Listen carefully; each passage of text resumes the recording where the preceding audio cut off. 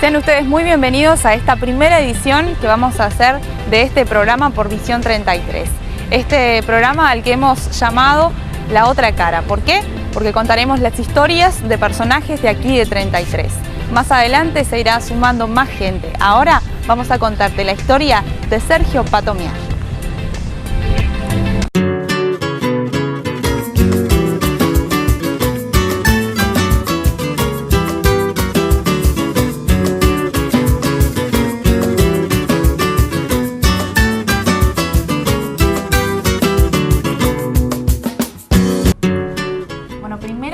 Muchísimas gracias por ser parte de este primer programa.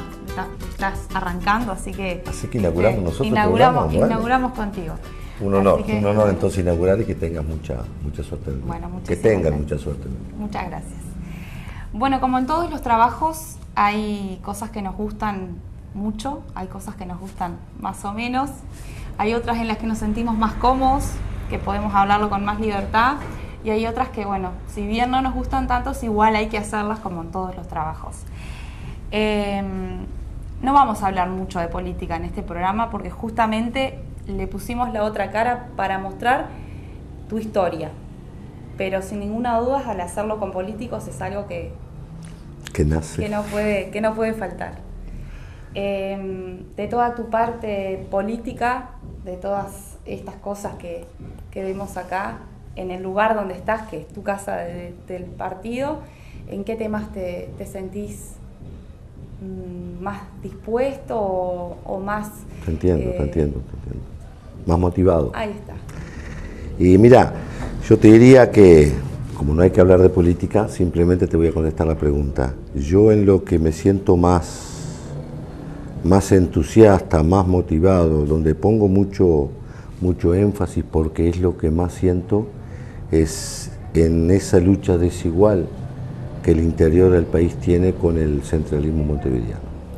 Y cuando te digo en esa lucha desigual, te digo en todos los aspectos que hacen la vida de una sociedad, el aspecto cultural, el aspecto deportivo, en salud y obviamente también en la política.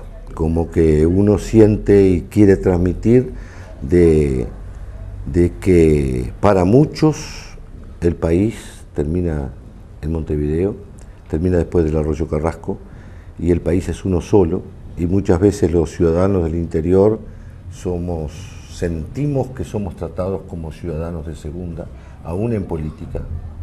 Y bueno, nosotros tenemos una lucha tenaz y somos defensores acérrimos del interior del país.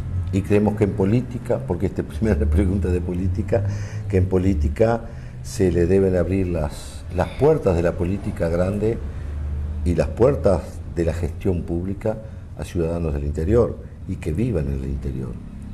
Si vos analizás los distintos gobiernos de distintas épocas y aquí en parejo, y vos no ves gente del interior residiendo en el interior que ocupe los primeros lugares, que ocupe los ministerios. Entonces, eso duele, pero duele mucho más cuando vos analizás todos los aspectos de la vida de un país y decís, la pucha, no es lo mismo para un gurí nacer en el interior del país que nacer en Montevideo. Y mucho peor si ese gurí nace en el interior del interior. ¿Por qué? Porque no tiene en la carrera de la vida desde el arranque las mismas posibilidades.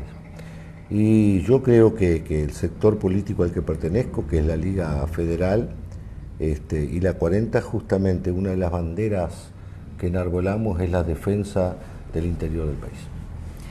Otro de los temas que obviamente no pueden salirse de esta edición porque estamos viviéndolo a diario y porque seguramente todos los ciudadanos lo estamos pensando en sí o no a la baja. No, con mucho énfasis, no a la baja, por muchas razones. Fundamentalmente por razones humanas. Y te tiro solamente un dato. Los que proponen el sí a la baja lo proponen con el titular inseguridad en el país. Uruguay es de los países más seguros de América Latina. Es el menos pobre de América Latina y uno de los más seguros. Porque la inseguridad no es un problema ni de América ni del Uruguay, es un problema mundial. por el nuevo tipo de sociedad que tenemos, por un consumismo desenfrenado que todos tenemos, por un mundo globalizado en todos los aspectos. Eso es lo que está incidiendo en la inseguridad y en la delincuencia. Pero en este tema específico, yo te diría que es un 6, un 7% de los delitos que se cometen en este país son cometidos por gurises de menos de 18 años. O sea, que de 100 delitos, ponle 8 cometen muchachos menores de 18 años. Y de esos 8 delitos, 6 son delitos contra la propiedad y no contra la vida. Y hay muchos aspectos. O sea, ya nosotros, el régimen jurídico uruguayo tiene previsto para los mayores de 16 años, o sea, los muchachos de 16 años que cometen delito ya son penados y son recluidos. Lo que nosotros decimos es que esos jovencitos no pueden ser recluidos como si fueran delincuentes comunes en cárceles comunes. Ya hay centros de rehabilitación específicamente para esos jóvenes. O sea, no es que cometan el delito y queden impunes. Lo que pasa es que esas cosas no se dicen porque es muy fácil usar políticamente los muchachos y siempre cortar por el lado más fino, que es en el de los gurises. O sea, a veces uno duele que ven gurises pobres y de repente porque usan el gorrito para atrás o porque se tapan una capucha porque es su moda. Bueno, con eso de ser pobre y usar, y ya son delincuentes en potencia. Ya es algo antiguo, ¿no? De quejarse los mayores de las personas jóvenes. A veces nos olvidamos que cuando nosotros éramos jóvenes habían también otras modas que los más grandes de esa época no las aceptaban. Esto es brutal. Entonces nosotros decididamente, por muchas razones, fundamentalmente humanas, y porque creer que los muchachos son siempre una consecuencia y no una causa, es que nosotros decimos enfáticamente no a la baja. ¿Qué otras cosas de la ciudad? Obviamente que sabemos que en el Uruguay entero hay cosas que están funcionando mal, la salud, la educación, la economía y un montón de temas más que obviamente salen, pero puntualmente aquí en 33, ¿qué cosas te gustaría cambiar de inicio? Yo creo que la gente de izquierda, nosotros somos de izquierda, lo que diferencia a una persona de izquierda con una persona de derecha, y cuando digo de derecha, y lo digo enfáticamente, cuando hablo de derecha, hablo con conocimiento, sin conocimiento, pero integrante del Partido Colorado y el Partido Nacional, que son una cosa sola, son gente de derecha. La diferencia está fundamentalmente en hacia qué o hacia quiénes apuntan unos y otros. Los que somos de izquierda somos profundamente humanistas y para hacerla corta y concreta, y cuando llega el momento de gobernar, apuntamos a las políticas sociales. O sea, tratar de incluir y de igualar. Los que son de derecha apuntan fundamentalmente a los intereses económicos y realmente no sienten en carne propia los que son el sufrimiento de los demás. Hay un pensador brasileño, un teólogo brasileño que se llama Frei Beto, que dice que la cabeza piensa según donde los pies pisan. Y claro, el que nació en cuna de oro, el que es hijo de un terrateniente, de que nunca pasó necesidad, y es muy difícil que sienta la necesidad de los demás como propia. Los de izquierda fundamentalmente somos de izquierda porque sentimos la necesidad y el sufrimiento de los demás como propios, y a eso apuntamos.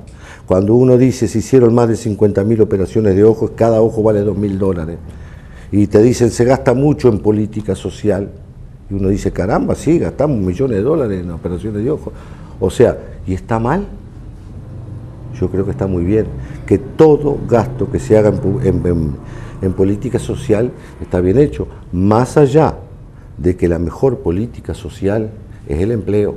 Y caramba, si en estos solo 9 gobiernos del Frente Amplio bajamos un desempleo de cifras como nunca había tenido el país, de cerca del 40% del desempleo a un porcentaje que no alcanza el 6%. O sea, vaya si consideramos que el empleo es la mejor política social.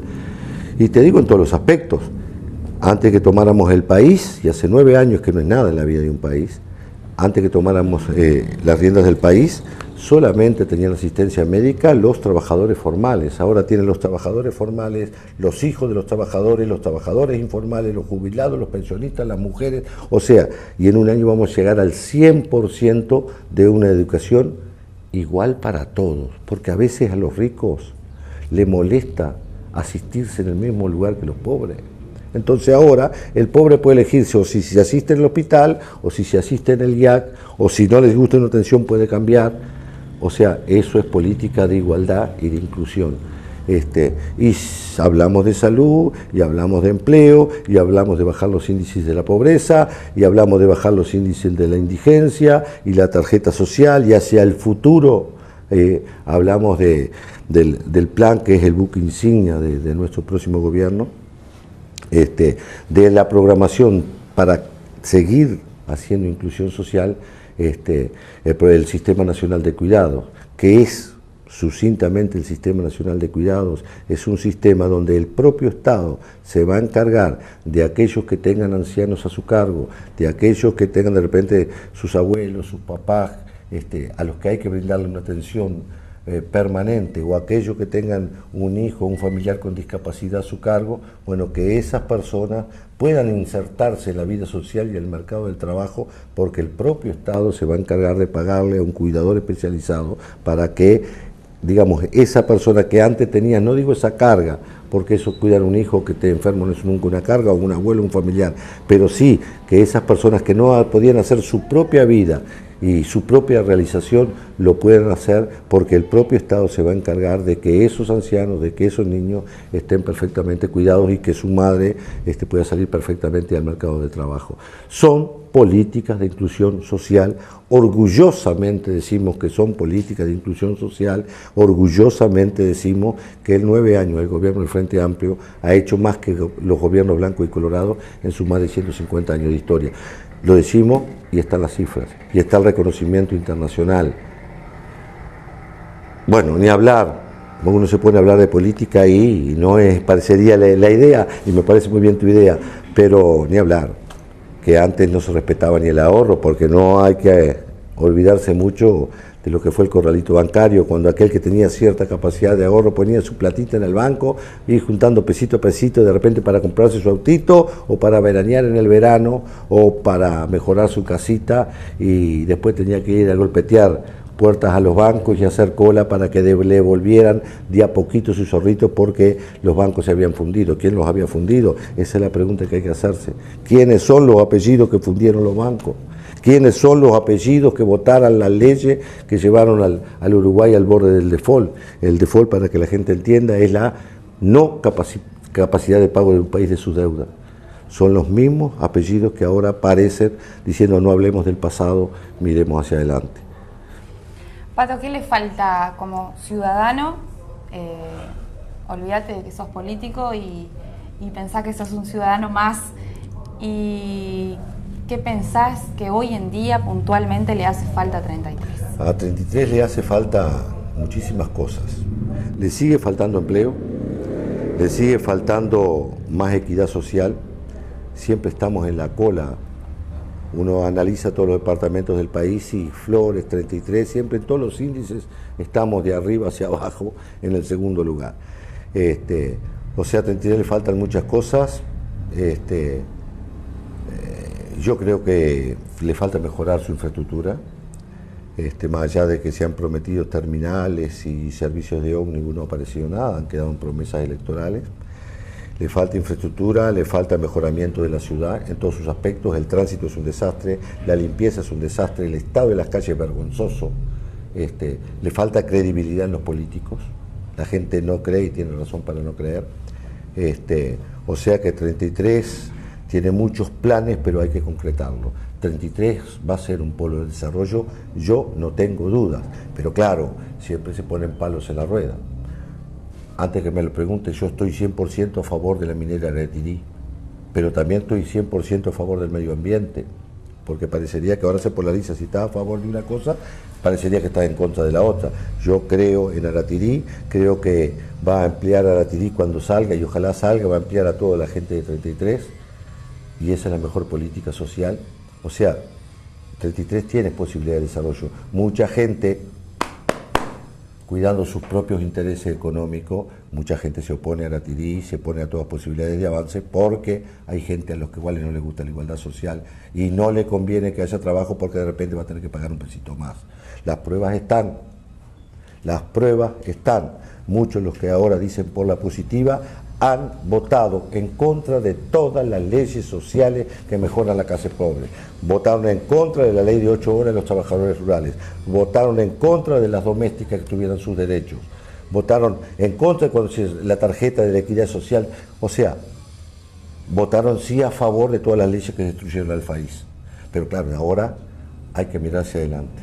¿Por qué? Porque el pasado los condena. Y bueno, y mucha gente lamentablemente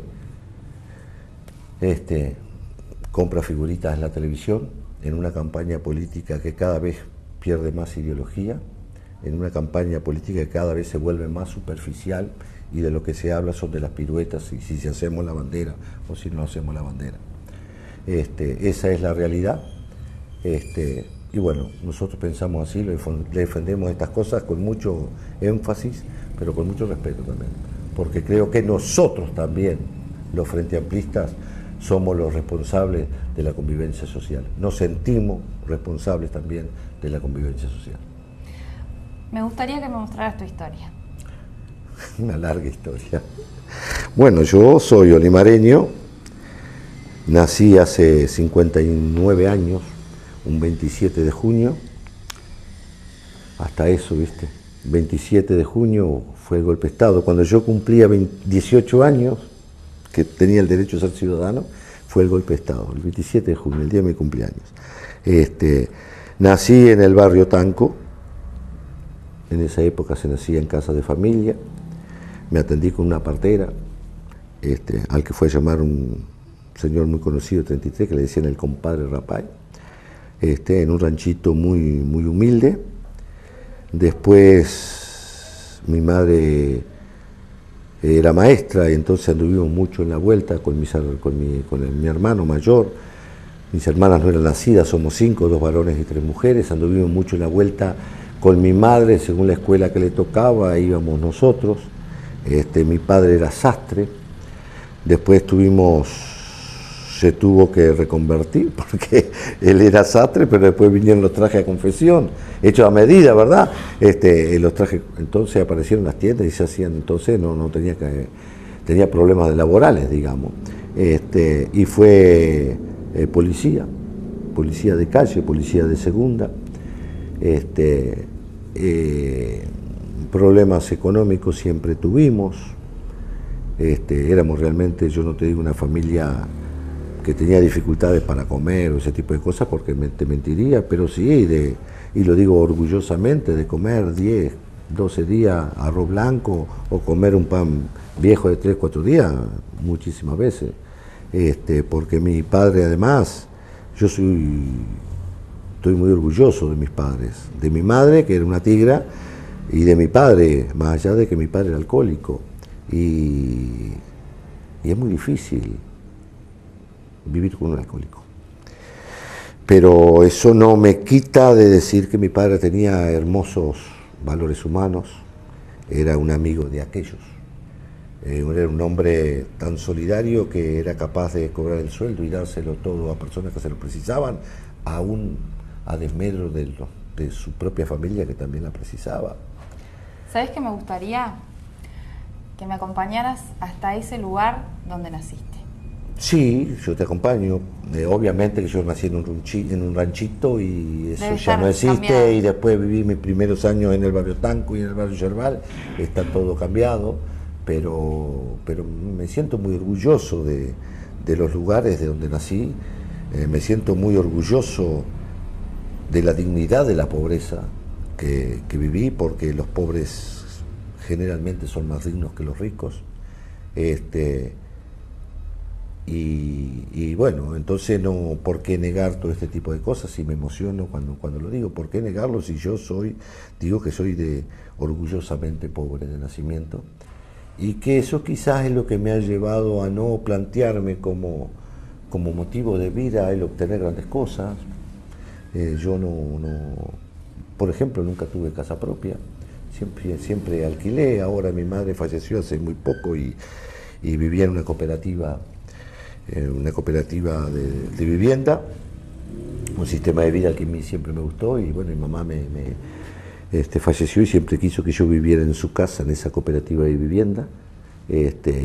Bueno, me mudé para allí, pero no tengo bienes, no tengo campo y tampoco está en mi horizonte dedicarme a esas, o sea, que tener como leitmotiv la riqueza o los bienes, realmente no me interesa ser útil, me interesa ser buen amigo, me interesa honrar los valores que mis padres me enseñaron.